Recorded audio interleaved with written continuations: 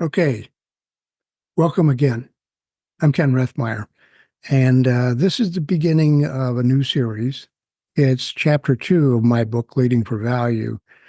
And I think one of the key pieces about this particular chapter is that it's really focused around a lot of what we would call classic business activities, processes, and how things work in an organization and how a leader and his or her team management group plays such an important role in transferring ideas into visible products or services that produce income for the organization, or in the case of healthcare, reimbursements at the level of the care provided.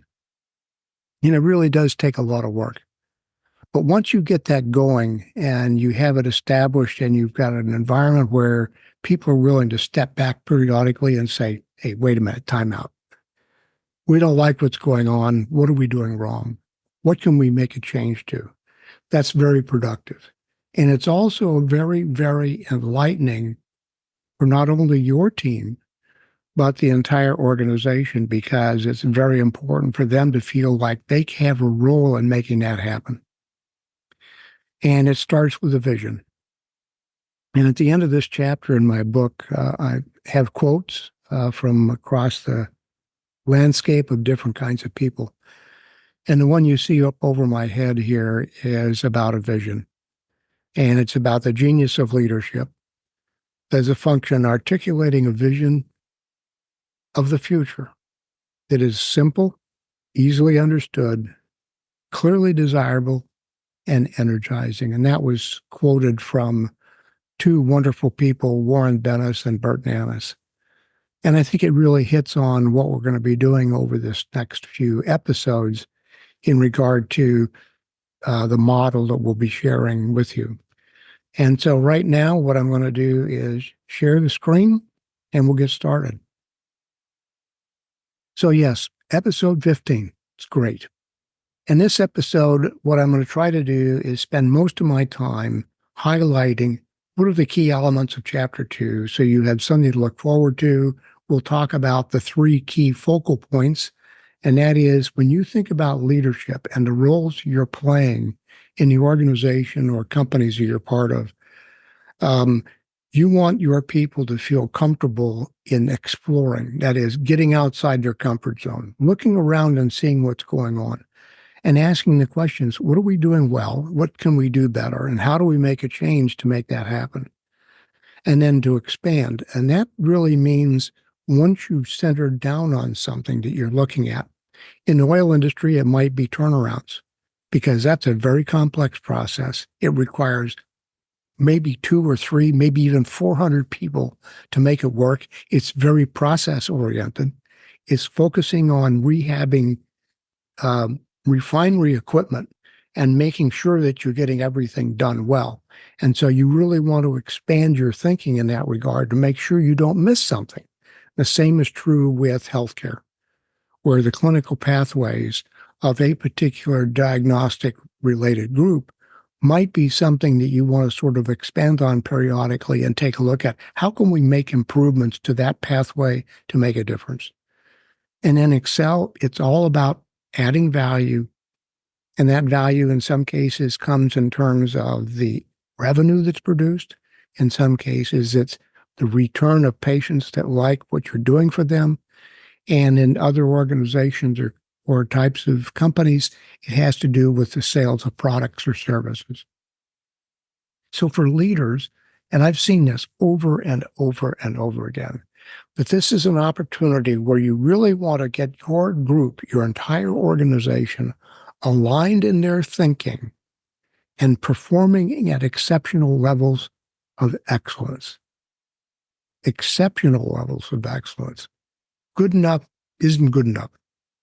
And so the diagram that we're going to turn to in just a minute has to do with ideas, relationships, processes, and systems.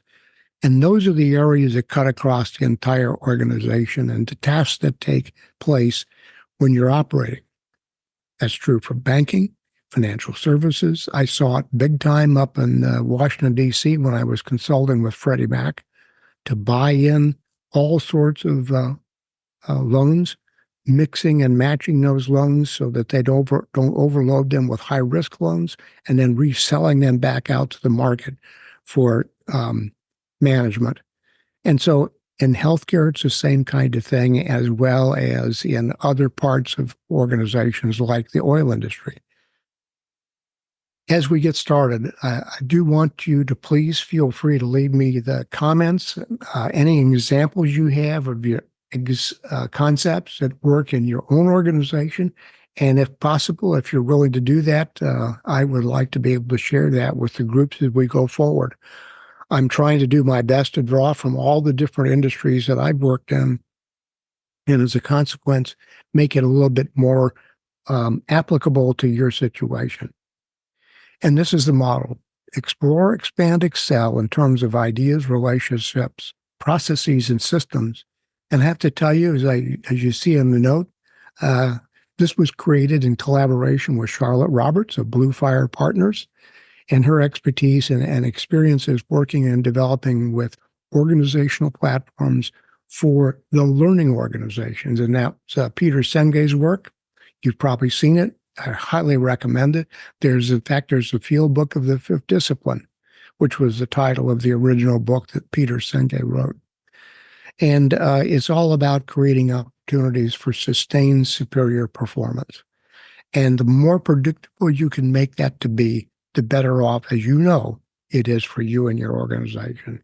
So we're going to take a look at each of those areas, ideas in terms of direction and purpose, relationships in terms of engagement. And that's really important because many times it's not just the intra-organizational relationships, but equally so, it's those people you have to work with on the outside of the organization in order to make whatever you're doing work. And those are the stakeholders. Some of them have significant interdependencies with you in building a cyclical process of sending things to them. They send it back, so forth and so on, and building those networks that are strong and a lot of interaction. And then design, redesign, and implementation. And that has to do with all those processes that happen, quality improvement and after action reviews. And those were started in the 1970s by the U.S. Army. They've been adapted and adopted by all the other services. I used them when I was on active duty in the Navy Medical Department.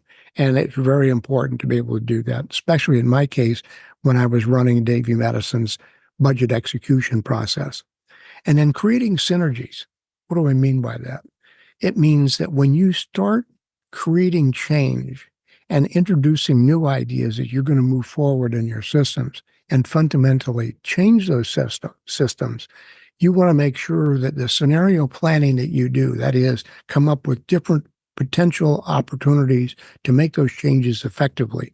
Work with your team to, if you'll pardon the expression, murder board them very clearly and to be able to take those into implementation. And it's all about creating sustained momentum, but not just the same thing over and over again. We get caught in that periodically, and that's not good. And we see that in the healthcare industry as well.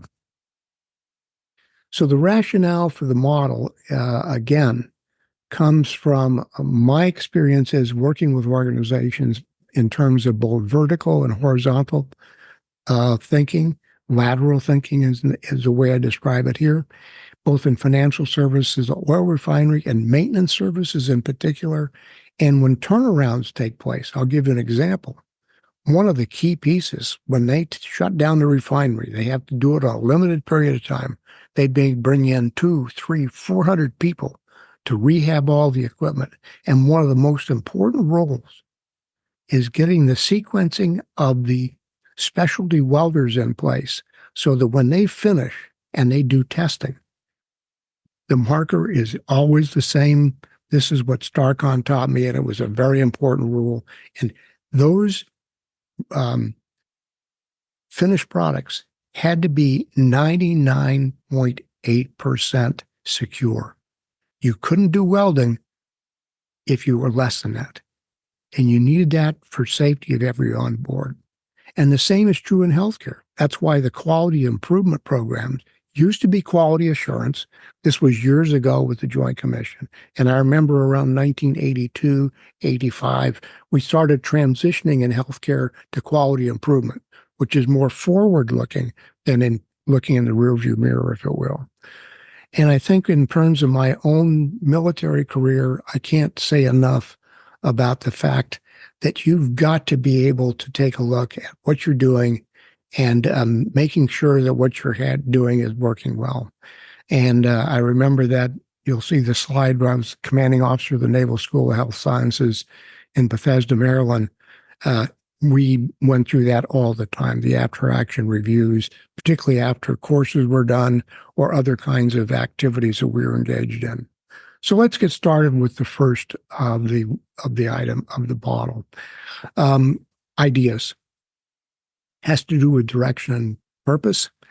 And as you know, each component of this model provides a significant contribution to the businesses achieving that performance level and building leadership in the field. So what you really want to be able to do, and I remember as a leader in my own organization and working with companies in a consultative role, making sure that we got as many leaders engaged in the process so that we knew that there was good continuity. And so in this case, there are key elements: vision, values, competitive position, and they have to create a platform from which you launch and focus your business strategies and new capabilities. And that's what it's all about. And as you remember, new products or services extend the position sometimes in a unique way. In healthcare, it's a very competitive market. And so when you're able to provide a clinical service, now using AI in some cases, and financial services in the markets and the kinds of services you provide. Example here is 85% of new customers walk out with one product. And if you can increase that cross-selling opportunity, that's a big bang. We did it in Wachovia. We facilitated a group of 65 bankers. Today, that wouldn't be illegal to have that many bankers in a room together. We had 65. We did a brainstorming session starting with a minute and a half, then a minute, and then 30 seconds. They produced 450 ideas of how they could add to that one business line item that they get for the first-time customers. Believe it or not, interestingly enough, we'll do this again, and when we talk about brainstorming and creative thinking, when we went through the process of 1 minute and a half, 1 minute and 30 seconds, believe it or not, there were more ideas produced in the 30-second time interval than in either of the other two. And that's when you know that people are really letting go, getting out of that comfort zone and letting it just fly. Guess what? They implemented 2 of those, only 2, at no cost to the bank. It produced $5 million the first quarter they were implemented. So it makes a difference. And I can tell you, if you look at your own organization, I want you to, as a task, think about what were the ideas that you have and how can they manifest themselves for the future in your own company. Now, the second part is relationships. Very, very important. We tend to miss that. And I'm afraid, unfortunately, my perception has been, and have validated this with other people across the world, that the pandemic really did some interruptive behaviors there. And it's changed the way we interact. So that's a very, very important concept for you in terms as a leader is how does your team engage? How do they engage outside your organization to make a difference? And depending upon which one type of business you're in or the industry you're in, that works a lot. And so there are both personal and professional competencies that are involved, as well as the stakeholders, the interdependencies, and building those networks. And I can tell you, stakeholders, it's very important. In healthcare, it has to do with the continuity of care from outpatient to inpatient to discharge and follow-up care afterwards. In the oil industry, it has to do with the processing of crude oil. I remember going to Aruba the first time at Valero's refinery and seeing the ships out in the bay waiting to drop off their raw product. And in a matter of a day or two, they were producing the final product that was then shipped on in other areas. By the way, that refinery, interestingly enough, during World War II, the Valero refinery in Aruba at the end of the island produced 70% of the oil products that the Allies used during the Second World War. Amazing. One refinery. So think about it. If you're doing that with a number of different organizations or a number of different refineries, wow, what a huge impact it can have. And that's important. And the same is true with healthcare. Clinical pathways of analysis. We set up clinical pathways with certain thresholds, moving back and forth, ensuring that the quality of care in each of the steps is happening the way it ought to happen. And at the end of the day, if you'll pardon that pun, when those patients are discharged, that they leave better off than when they came in the door. And in the case of patients, depending upon the location of rehab units and other extended care facilities, that will also alter how all that works. And they're very important. And so, in other words, the complexity here is true to life, and it's the network. So what I'd like you to do in this case, to test for you, is to consider and jot down examples fitting each of those components. What they tell you, and how might you be surprised? And then sit down with your management team, if you're the CEO or the commanding officer or whatever, it doesn't matter. Sit down with your team and walk through these and let them brainstorm and have them come out. You're going to be shocked. They will come up with things that you may not have ever heard of.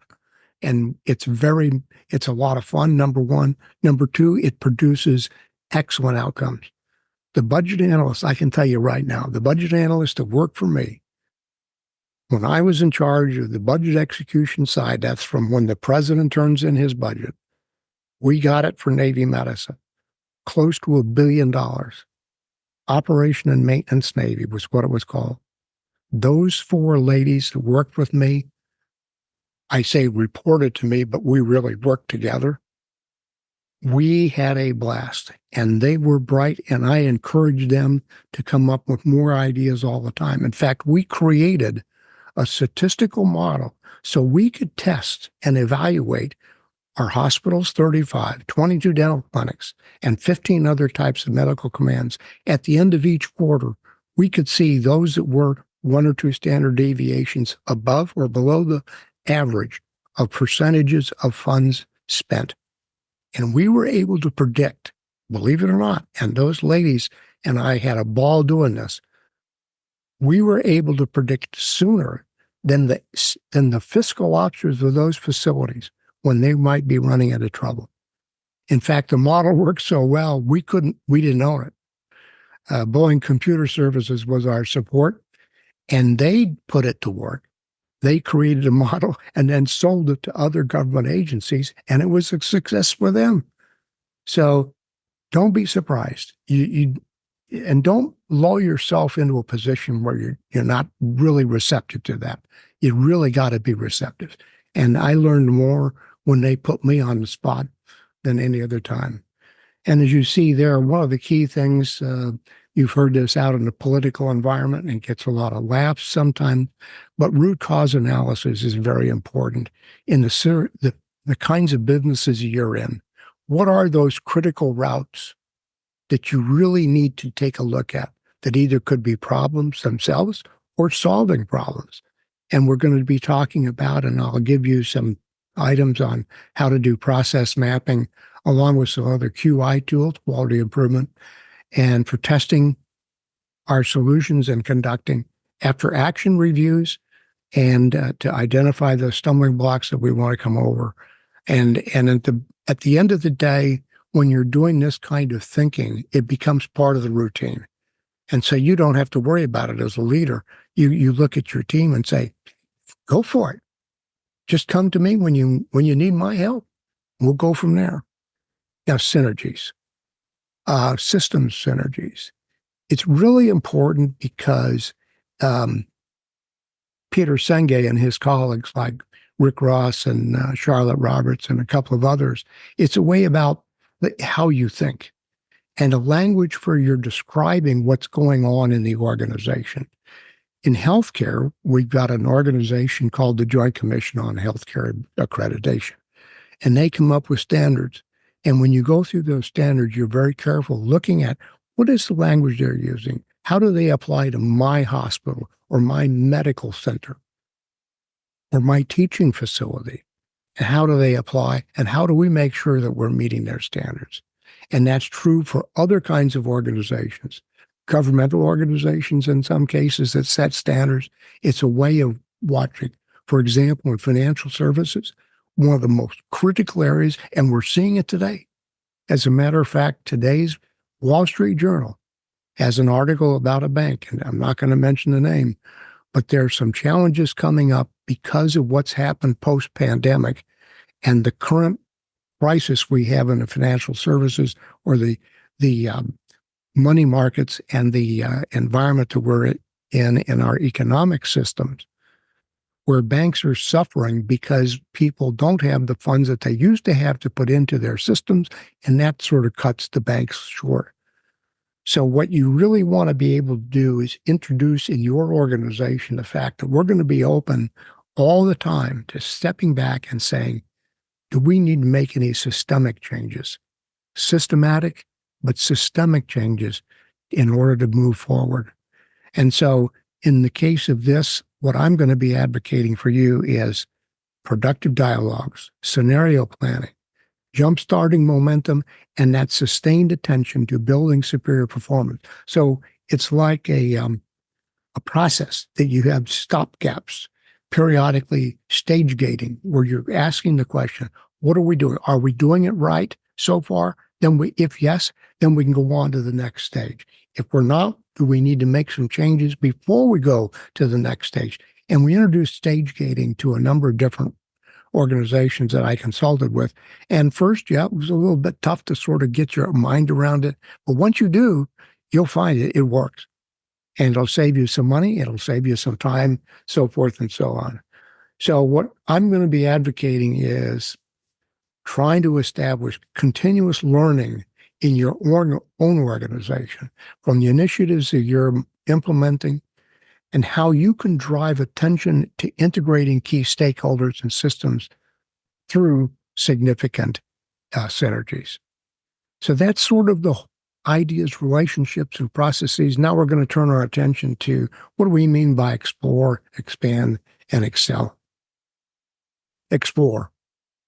That's when those are your organizations, the teams that you have an opportunity to dig into their heads and let them go wild, if you will, pardon that expression, where they have an opportunity to really look at what are we doing? How are we doing? And how do we make it better? And if we can, that will make a big difference. We're seeing that right now in healthcare, interestingly enough. I'll give you an example. When I was first on the board at Davie Medical Center up in Bermuda Run, North Carolina, Wake Forest Baptist Health at that time transferred all of their joint replacement program out to our hospital because it was quieter, easier to get in and out of, and very popular, and became very important for that institution. Up until about 2017, 18, 19 maybe, you had to spend one day in the hospital. It wasn't an outpatient procedure. Guess what? In over about 5 years, it transitioned from an inpatient stay to outpatient surgery. And now we do hips and knees, unless there's a lot of codependency, morbidities, or other kinds of issues that get in the way. It's an outpatient surgery. Amazing. Just in 5 years. So that has to do with when people are looking at what they're doing and how can we do it better, easier, less costly, and produce the same outstanding product. And in Expand, we're talking about tools for expanding your knowledge about your environment and the ideas you and your organization have developed. So it means let's get in there and really murder board it and take a look at how do we make it better. And Excel means every way we turn, we're approaching challenges and we want to do better. We're adding value as leaders. We're adding value to the income that we're producing. And for our employees, we're adding value to their work-life experience so that they feel better about what they're doing. And if you're doing that as a leader, I can tell you right now, the feedback that you will be getting will be great and it'll be outstanding. So what do we mean by introducing ideas where you can have some fun? I want you to watch this and then we'll stop. And I want you to just think about, what did they do?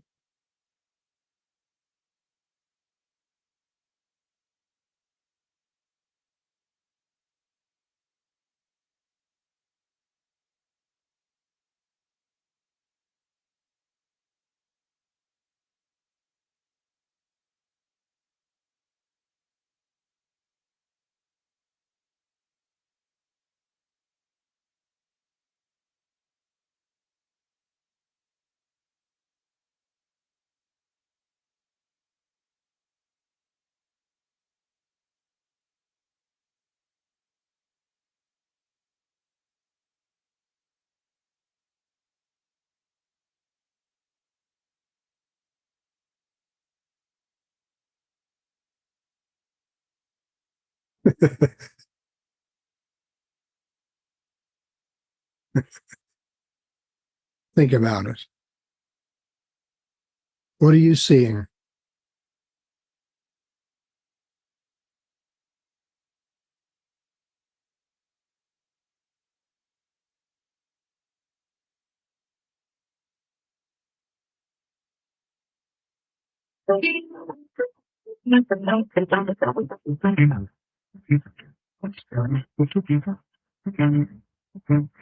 The escalator's not getting much business, is it?